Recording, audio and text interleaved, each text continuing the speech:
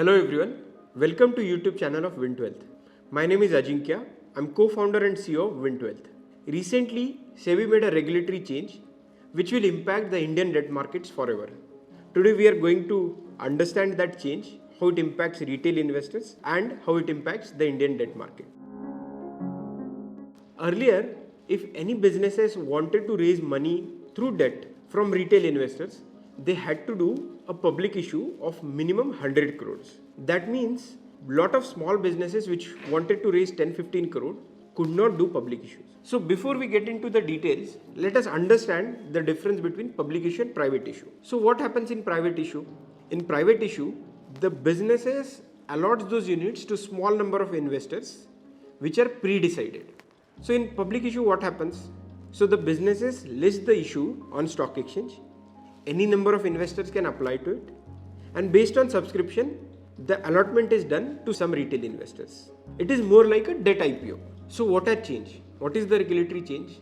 First, there is now no cap on minimum issue size. Earlier it was 100 crore. Now even 1 crore or 2 crore of debt issue can be done through public issue. And the second change in private placement. To protect retail investors, SEBI has now mandated that minimum transaction size for a private issue should be 10 lakh rupees. How does this change things for Wintwealth? So till now, because the regulation permitted, we were doing private placements of the issues and then bringing it to retail investors in the ticket size of 10,000 each.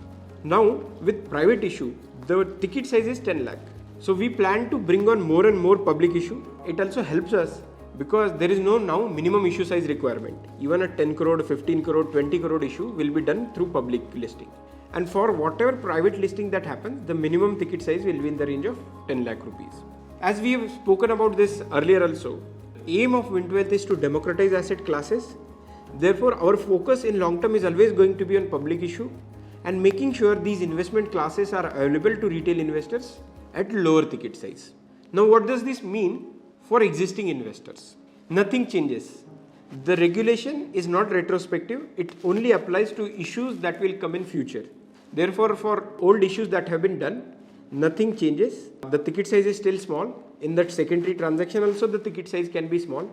If you have invested in an asset that gives you monthly repayment, interest repayment, then you will keep getting it. If it is at the end, you will get it at the end. So nothing really changes for existing investors. How does this impact the Indian debt market? Earlier, for public issue, the minimum issue size requirement was 100 crore. That means only businesses which could raise 100 crore and which had need of 100 crore could do public issue.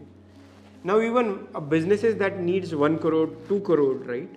They will be able to do public issues. And those are large number of businesses. Earlier, those kind of investments were only accessible to institutional investors.